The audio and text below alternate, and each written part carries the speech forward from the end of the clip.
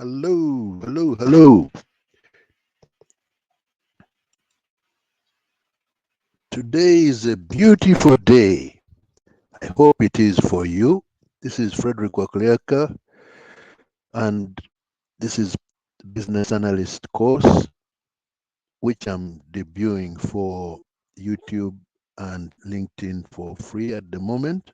Well, my course is going to be paid, so enjoy the free moments when you can, because the paid content is going to have much more meat, the full meat. These are just morsels, pieces I'm giving in these free presentations. Thank you.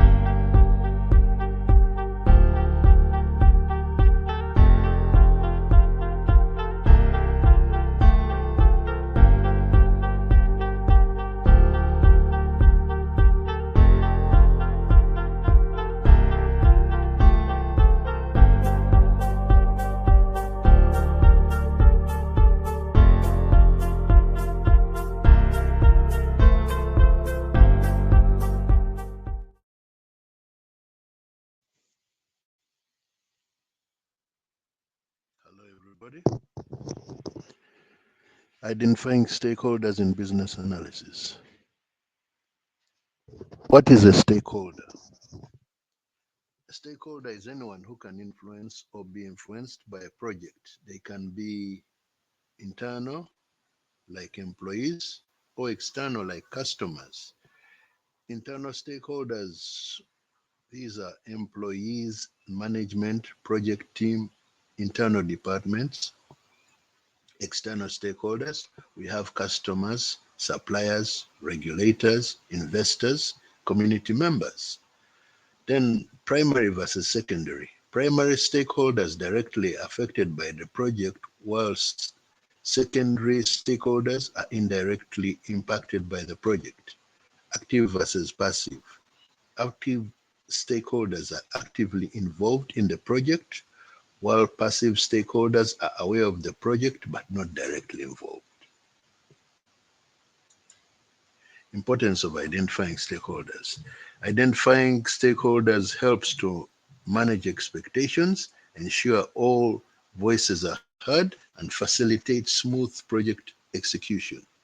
Expectations management. Understanding stakeholders' expectations helps to set realistic goals and manage potential conflicts. Diverse perspectives.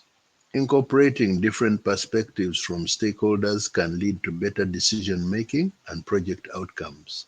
Effective communication. Identifying stakeholders allows for targeted communication, ensuring everyone receives relevant information. Increased project success. Engaging stakeholders early can improve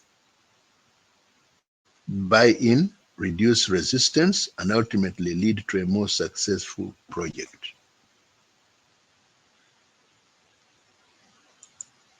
Stakeholder identification techniques. There are various techniques to help identify stakeholders.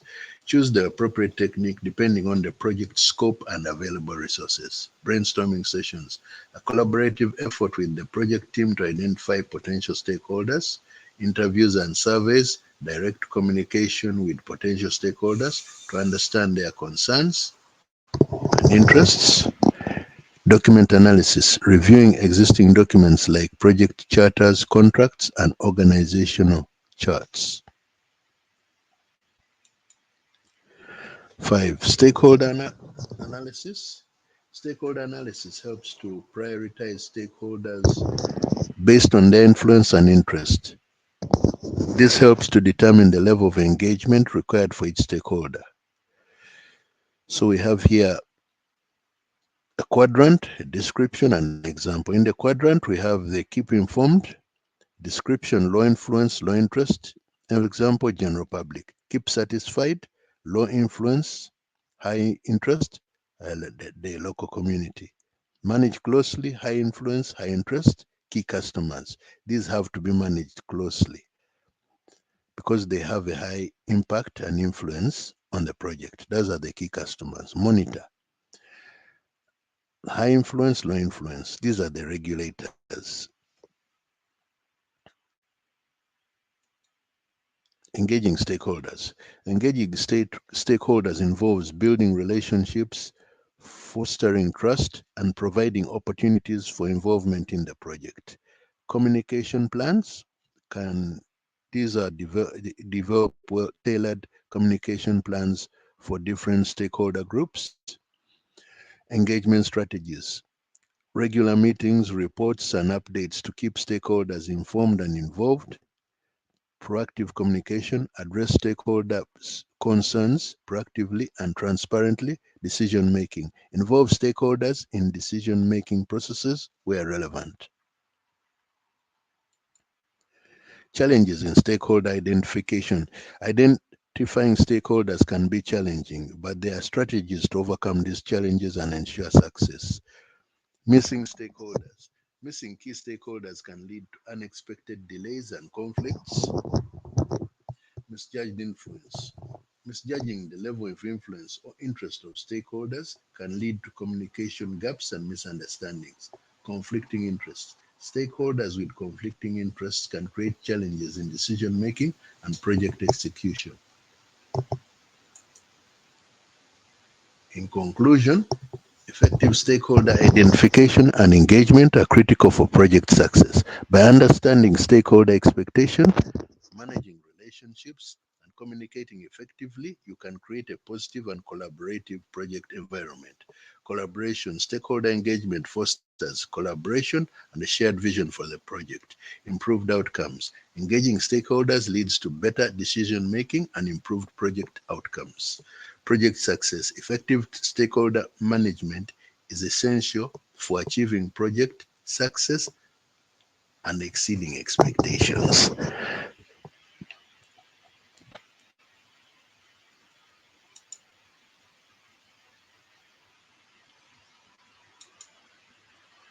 Thank you very much for that. Was identifying stakeholders, and it was not as lengthy as the previous one because I'll preserve the meat for the main course. This is just says what you can expect.